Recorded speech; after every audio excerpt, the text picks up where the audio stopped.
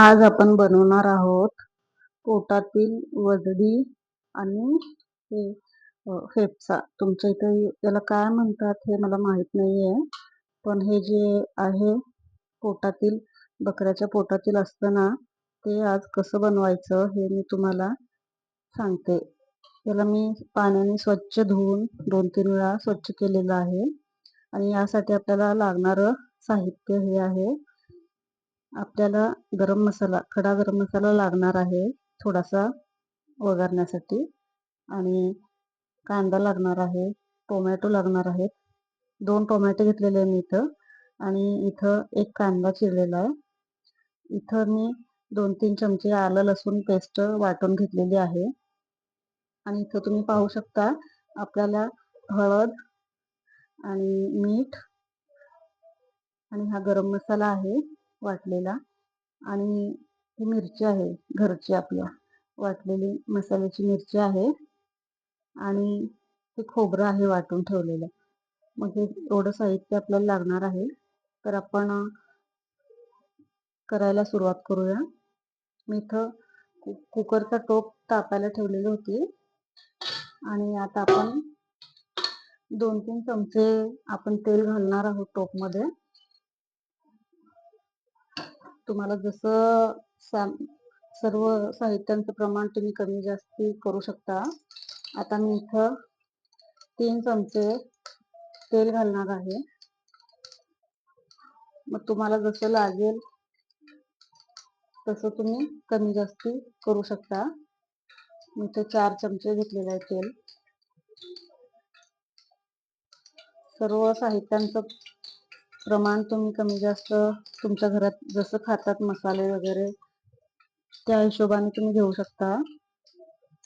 आणि हे आपलं तेल कडकडीत गरम झाल्यानंतर आपण यात आपला खडा मसाला आपण पहिल्यांदा टाकायचा.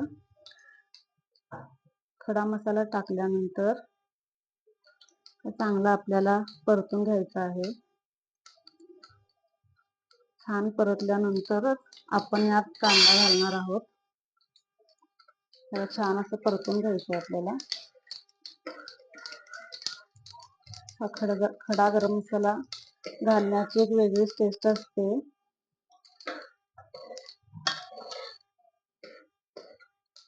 हा घातल्यानंतर थोडासा असा ब्राऊन होऊ द्यायचा, आणि खूपही काळा करायचा नाही मसाला. त्यात मसाला झाल्यानंतर आपण आता कांदा टाकणार आहोत. कांदा टाकल्यानंतर कांद्याला सुद्धा आपण छान परतून घेणार आहोत. कांदा छान परतला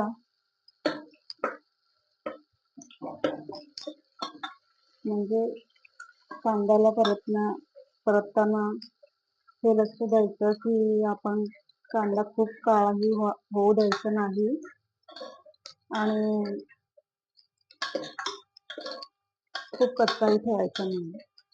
थोडासा याला ब्राऊन रंग येईपर्यंत आपण हा कांदा परतणार आहोत.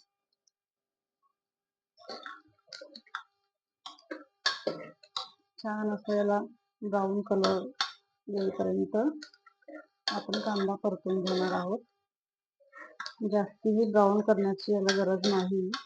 थोडासा ब्राऊन झाला कांदा की आता आपण हे जे आपलं वजडीचं मटण आहे ते टाकणार आहोत.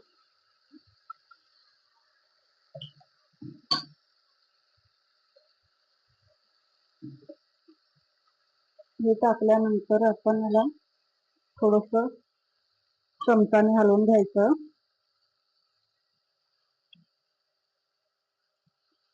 आता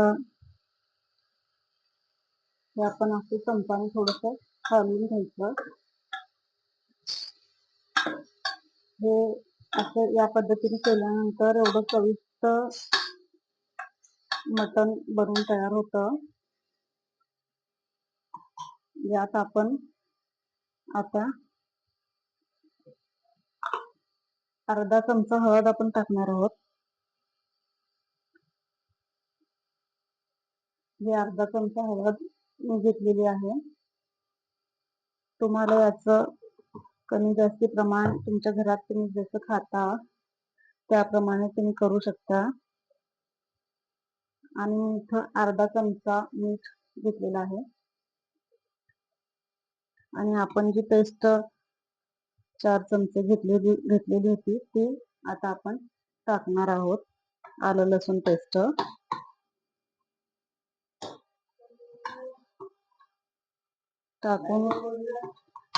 टाकून हे आपण हलवणार आहोत. हे असं चांगलं परतून घ्यायचं याला.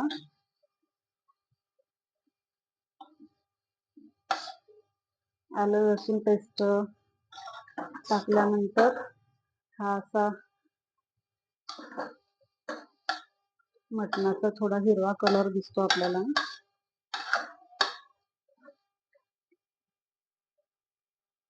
चांगलं आपल्याला कडकडीत असं चांगलं असं ते परतून घ्यायचं आहे.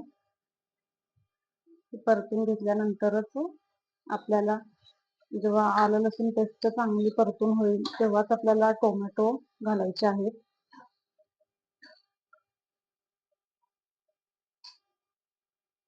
हे आपण असं चांगलं परतून घ्यायचं. आपल्याला जसं आपल्या घरात किती माणसं असतील त्याप्रमाणे याचं प्रमाण आपण कमी जास्ती करू शकतो. मटणाचं प्रमाण जेवढं असेल त्याप्रमाणे आणि तुम्ही घरात जेवढं तेल खाता किंवा मसाले खाता त्या प्रकारे तुम्ही करू शकता.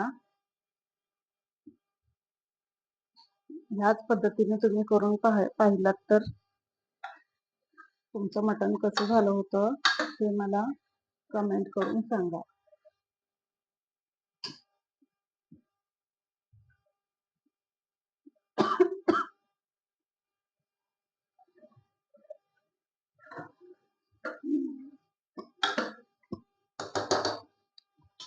आता हे आपलं परतून झालेलं आहे.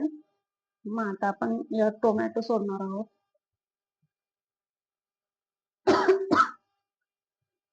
यात आपण 2 टोमॅटो काटून टाकलेत आणि हे आपल्याला चांगलं परतून घ्यायचंय.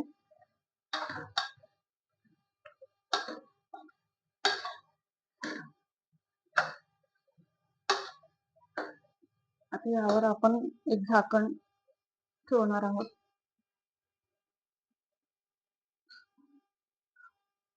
गॅस परत किंवा झाकण आपण झाकून एक 2 मिनिटं याला टोमॅटो पगळेपर्यंत आपण ठेवणार आहोत. हे मटणाचे प्रकार म्हटले की करायला थोडा वेळ लागतो. तुम्हाला माझा व्हिडिओ आवडत असेल तर तुम्ही प्लीज सबस्क्राईब आणि लाईक जरूर करा. अशा प्रकारे तुम्ही मटण जर करून बघितलं तर खूप चवीला खूप छान लागतं. माझ्या घरात तर मी केलेला मटणाचा प्रकार खूप आवडतो. आणि ह्या थोड्या वेळाने आपले टोमॅटो परतून झालेले आहेत. मग आपण बघूयात की हे टोमॅटो आपले परतले गेले आहेत का नाहीत म्हणून. हे टोमॅटो आपले परतून झालेले आहेत. आता मी यात घरचा आपला केलेला तयार मसाला, आपण काळी मिरची ज्याला म्हणतो, तुम्ही काय म्हणता मला माहित नाहीये, ती काळी मिरची मी त्यात घालणार आहे. आता असा हा माझा चमचा आहे आणि या चमच्याने मी यात 4 चमचे काळी मिरची टाकणार आहे. मग मिरचीचं प्रमाण हे तुम्ही काय मटण काय तुम्ही सुक्क करणार आहे का थोडा रस्सा करणार आहे यावर ठरवायचं. मी इथं रस्सा करणार होते थोडा, म्हणूनच मग मी 4 चमचे मिरची वापरणार होते इथं. 4 चमचे मिरची घातलेलं आहे. यानंतर आता थोडस परतून घेते याला मिरचीलाही. छान परतून घेतल्यानंतर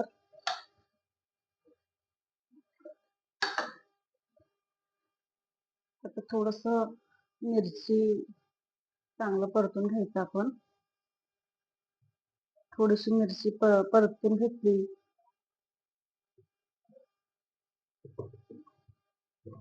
की त्यात आपण वाटलेला गरम मसाला, हा माझ्याकडे वाटून ठेवलेलाच असतो मी गरम मसाला, आणि जे आलं लसूण पेस्ट आणि खोबऱ्याचं जे वाटण असतं ते सगळं मी वाटून ठेवलेलंच असतं. मग जेव्हा आपल्याला स्वयंपाक करायचा असतो तेव्हा गडबड होत नाही आणि पटापट आपली कामे आवरून होतात. म्हणून गरम मसाला वगैरे मी सगळं वाटूनच ठेवलेला असते. मग हा गरम मसाला मी 1 चमचा वापरलेला आहे. मग तुम्हाला जेवढं लागेल तुम्ही कमी जास्ती करू शकता.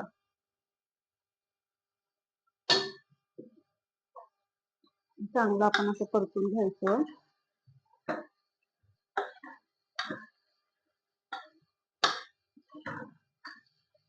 परतून घेतल्यानंतर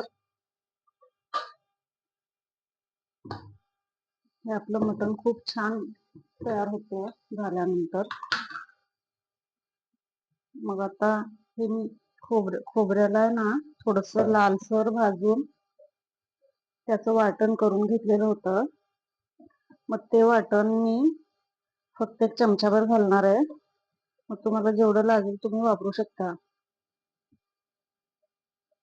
आता 1 चमचाभर मी वाटण घालून त्यात ते चांगलं परतून घेते त्यासोबतच. आता तुम्ही बघू शकता मी फक्त 1 चमचाभर असं वाटण जे आहे खोबऱ्याचं ते वाटण घेतलेलं त्यात घालणार आहे. का तर 1 चमचाभर म्हणजे 1 वाटी खोबऱ्याचं वाटण होतं, त्या हिशोबाने मी घातलेलं आहे. हे असं चांगलं मी परतून घेतलेलं आहे.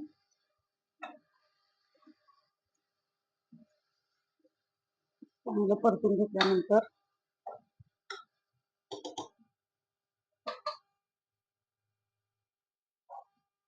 आता मी याला आहे ना आता थोडस परतल्यानंतर पाणी घालून मग ह्याची कुकरची शिट्टी लावते.